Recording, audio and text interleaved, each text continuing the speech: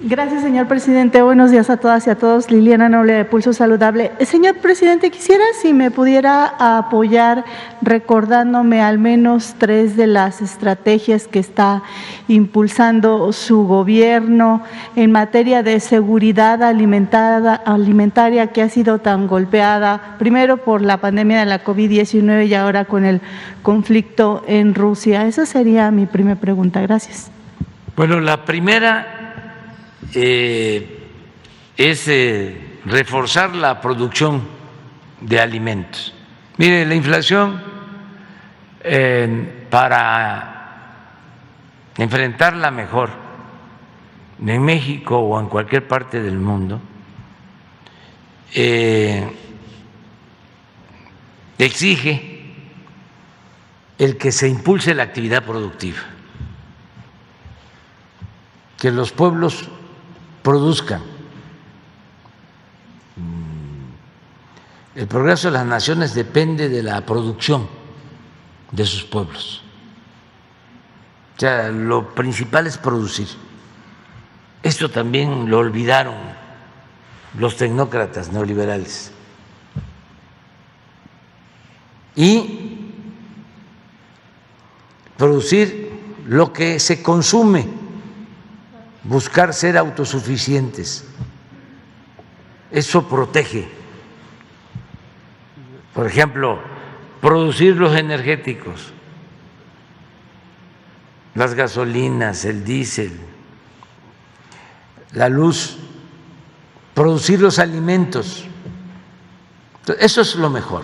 Lo otro son las fórmulas que les enseñan en todas las universidades del mundo a los economistas, y son las que han aplicado en el periodo neoliberal, que si hay inflación, suban las tasas de interés para parar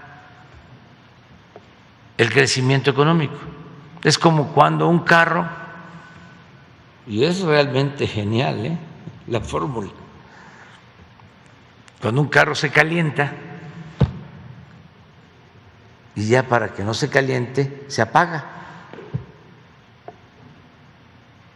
Pues sí, ya no se calienta, ya no hay inflación, pero no camina.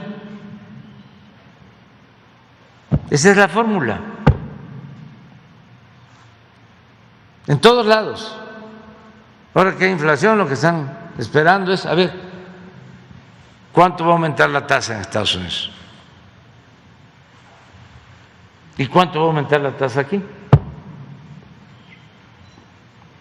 Pues sí, eso puede ayudar a detener transitoriamente la inflación, pero el fondo es que se produzca, que tengamos lo que consumimos. Entonces, lo primero que hicimos nosotros fue controlar el precio de los energéticos. Eso fue lo primero. Dijimos, no va a aumentar la gasolina, y por eso la gasolina está más barata en México que en Estados Unidos. Ya lo hemos visto. Nosotros tenemos un componente de inflación por energéticos del 0.6 y ellos tienen 2.5. Y ayer hablé de que ya cuesta el galón más de $5 y eso es en promedio, pero hay lugares en donde está a $7 el galón en Estados Unidos. O sea, para tener una idea, vale la gasolina casi 10 pesos más en Estados Unidos en promedio que lo que vale en México. Y en Europa, en España, vale más del doble de lo que vale en México. ¿Sí?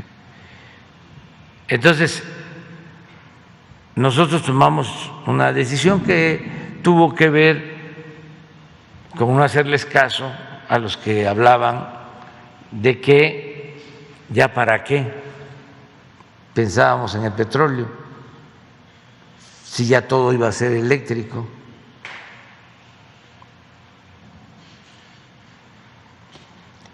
Y muchos dejaron de invertir en refinación. Cuando terminó o estaba en su apogeo la tremenda pandemia del COVID, habían en venta como 20 o 30 refinerías, porque pensaban que ya no era negocio. Pues entonces fue que compramos nosotros. No estaba en venta Deer Park, pero Shell sí tenía otras en venta. Y dijimos, estas no, queremos Deer Park porque ahí tenemos ya la mitad de las acciones. Y se compró Deer Park, y ayer hablaba yo de que ya tenemos ganancias en unos cuantos meses de $400 millones. Entonces, eso nos protege. Y en el caso de los alimentos, ¿qué hicimos? Lo que estamos haciendo. Sembrando Vida, estamos convocando a los sembradores, que son 440,000, a que siembren maíz y frijol, los básicos. Eso se está haciendo. Y el programa de producción para el bienestar también lo estamos orientando a eso. Y nos comprometimos a aumentar al doble la producción de fertilizantes para tener más producción. O sea, nosotros tenemos la experiencia que de un año a otro aumentamos al doble la producción de maíz en el estado de Guerrero con los fertilizantes, donde nada más era para autoconsumo. Tuvimos que poner centros de acopio porque por primera vez hubo un maíz excedente, porque se distribuyeron de manera gratuita los fertilizantes a todos los productores de Guerrero. Entonces esto ya lo ampliamos a Chiapas, a Oaxaca, a Puebla, a Morelos, y ahora lo vamos a ampliar más. Y estamos haciendo una inversión adicional para producir más fertilizantes, rehabilitando las plantas de fertilizantes que nos dejaron, así como las refinerías ya muy abandonadas, pero las estamos echando a andar para producir fertilizantes. Otra cosa que hicimos es de que se quitaron los aranceles, los impuestos, para poder importar alimentos, que no haya arancel para poder comprar un pollo. En Brasil, que había aranceles, poder comprar la carne en Argentina o en cualquier otro lugar, en Guatemala, que llevaban 20, 30 años introduciendo ganado de contrabando por Chiapas, por Benemérito, diario Sin embargo, no estaba autorizado. Entonces, ahora, cuidando lo sanitario, se está permitiendo la introducción de ganado para que haya más oferta, y estamos buscando un acuerdo también con algunos países para traer alimentos. Todo esto va a ayudar a seguir controlando los precios y que no se nos desborde por completo la inflación. Hasta ahora nos ha funcionado, estamos casi un punto abajo de la inflación de Estados Unidos y también 1 o 2 puntos, a veces hasta 3, de países europeos. Ahora, que sirva también todo esto para pensar de cómo las decisiones políticas afectan, porque todo esto se produjo, aunque ya venía mal la economía desde la pandemia, se precipitó con la guerra, que se pudo haber evitado. Entonces, faltó política, faltó diplomacia, y ahora nos está afectando la inflación. Ayer se depreció nuestro peso, nuestra moneda, pero fue mundial y nuestro peso aguantó porque se cayeron en picada las bolsas en Estados Unidos y en el mundo, las monedas. Sin embargo, aguantó nuestro peso y espero que hoy aguante también. Y hasta hoy puedo decir que no ha habido devaluación en todo el tiempo que llevamos en el gobierno. Señor presidente. Creo que va a pasar rápido porque todos los países están haciendo lo propio y a nadie conviene la inflación, que es algo que perjudica mucho, y sobre todo perjudica a los más pobres, porque se pierde poder adquisitivo, el dinero no rinde, hay carestía, se tienen ingresos, pero lo que uno compra ya cuesta más. Entonces, por eso nosotros vamos a seguir combatiendo la inflación. Estoy pensando, señor presidente, que entonces el gobierno está diseñando esta estrategia para ser autosuficiente y en esta autosuficiencia ser al mismo tiempo sustentable y echar mano de la economía circular y que este círculo virtuoso pueda favorecer al pueblo y evitar pues un tema de escasez de alimentos. ¿Sí estoy más o menos en la idea? Sí. Esa es la idea. Bien, gracias. La receta, lo de fondo es producir lo que consumimos. Eso no olvidarlo, porque los neoliberales no piensan así. Recuerdo con mucho respeto al secretario de Hacienda, Pedro Aspe, en el gobierno de Salinas, que cuando abrieron el país con una apertura indiscriminada y sin límites estratégicos,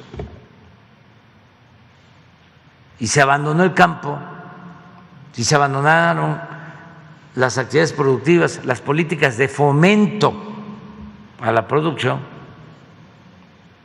él decía que ya no hacía falta fomentar la producción, porque en un mundo globalizado lo que se necesitara se podía comprar hasta más barato. No, ahora lo estamos padeciendo. Esa es una visión economicista, muy superficial. Eso fue lo que caracterizó al periodo neoliberal, lo sigue caracterizando. Eso que les digo de que, a ver, hay inflación, suban las tasas.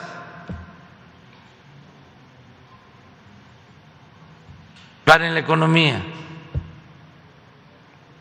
Si suben las tasas de interés, pues no hay créditos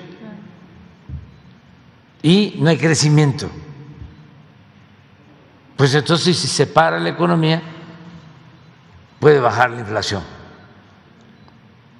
Sí, nada más que no hay crecimiento.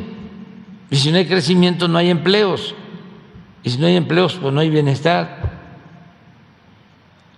Entonces aquí es cómo hacerle para crecer sin inflación. Y lo mejor es producir. Entre más producción se tenga, mejor. Ese es el planteamiento nuestro y es lo que estamos haciendo. Gracias, señor presidente. Y en una segunda pregunta, en la 75ª reunión de la Organización Mundial de la Salud, donde estuvo el doctor Hugo López-Gatell, él hablaba de que ahí se mencionaban temas como la seguridad alimentaria, por supuesto, la inequidad, que tanto llama la atención, la equidad.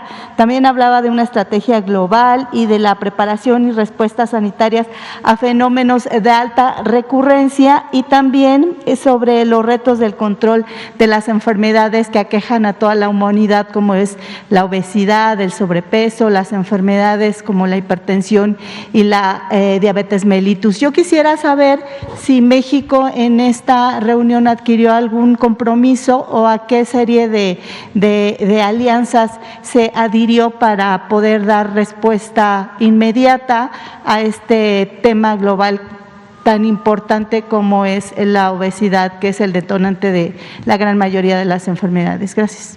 Sí, nosotros tenemos un plan desde el inicio. Se interrumpió por la pandemia, tuvimos una situación de emergencia, ya lo sabemos, lo padecimos y nos dedicamos todos a salvar vidas y a enfrentar la pandemia. Y ahora que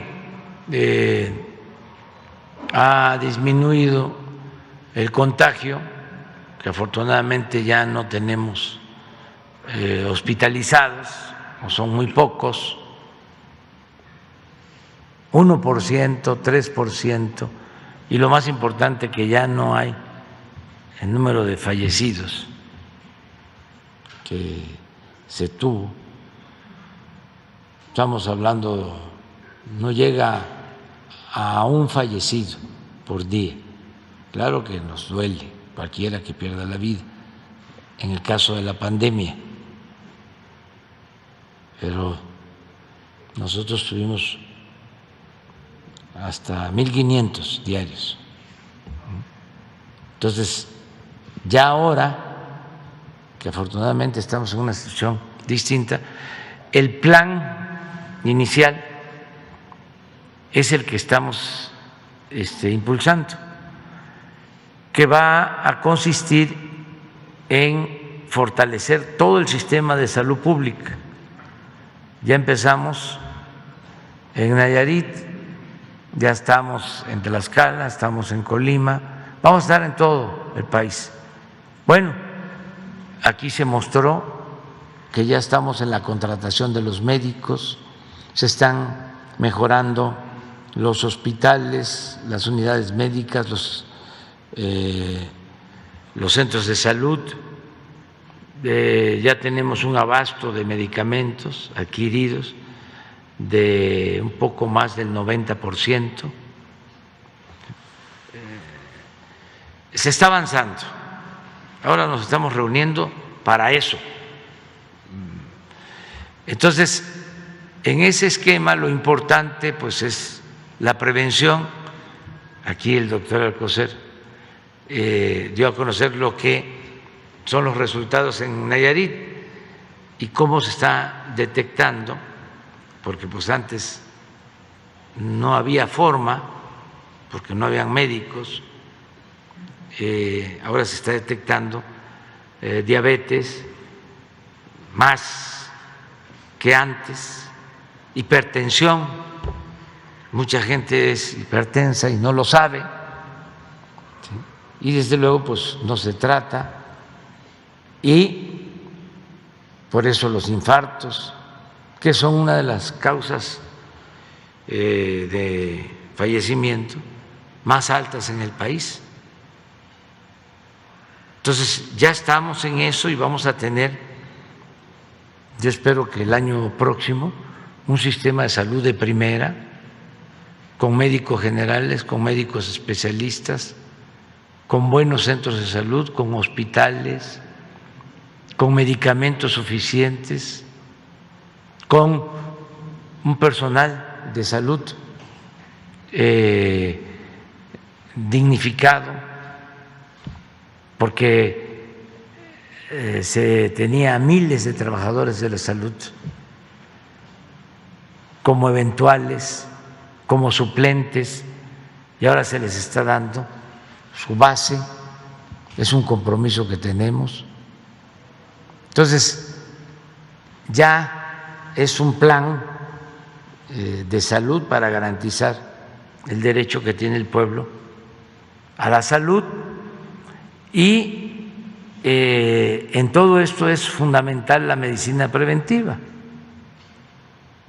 Esto incluye también orientación nutricional, incluye el prevenir con buena alimentación, con buena calidad del agua, con educación para la salud, con la idea de que es mejor prevenir que curar, y todos podemos cuidarnos. Y desde luego hay enfermedades que son hasta hereditarias, pero esas enfermedades incluso, si uno se alimenta bien, si se cuida, si hace un ejercicio, pueden ser controladas, atendidas. Entonces, la alimentación es muy importante, se ha avanzado muchísimo para que la gente tenga más información del daño que causan los productos chatarra. Por ejemplo, la obesidad,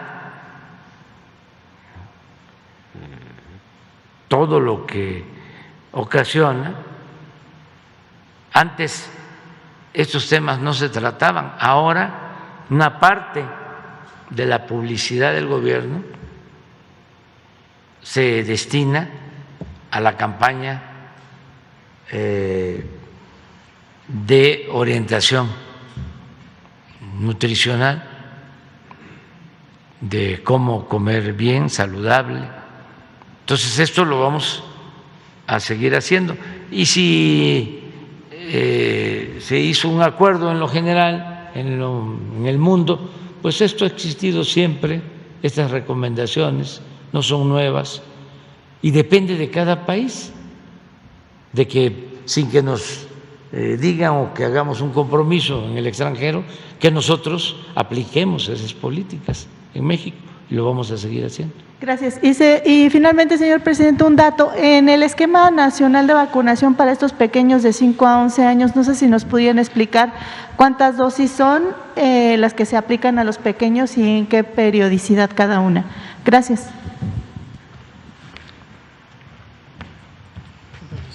Con mucho gusto, Liliana Noble de Pulso Saludable. La vacuna que vamos a usar ahorita de inicio es la vacuna Pfizer-BioNTech. La composición de la vacuna, la sustancia activa, el principio activo es idéntico al de la vacuna de adultos, pero la forma en que está presentada, la concentración es menor porque está adaptada para niños tan pequeñitos. El esquema de vacunación es igual, es 2 dosis separadas por 21 días como recomendación. Se puede llegar a extender hasta más de mes y medio sin que haya problema alguno. La inmunidad esperada, la capacidad de protección, se estima, de acuerdo a los ensayos clínicos que se hicieron, que es semejante a la que se lograría en los adultos, con una diferencia importante. La protección en los adultos es sobre un riesgo más alto. En cambio, aquí las personas tan pequeñitas, de 5 a 11 años de edad, tienen un riesgo considerablemente menor, como lo hemos venido diciendo por meses. Y esa es justamente la razón por la que ellas y ellos son en este momento el grupo más de la séptima etapa y no el grupo inicial. En su momento, el segmento de población que quedaría sin vacuna, porque todavía no existe ninguna vacuna en el mundo que se haya aprobado ya para su protección, son los más pequeñitos, literalmente los recién nacidos.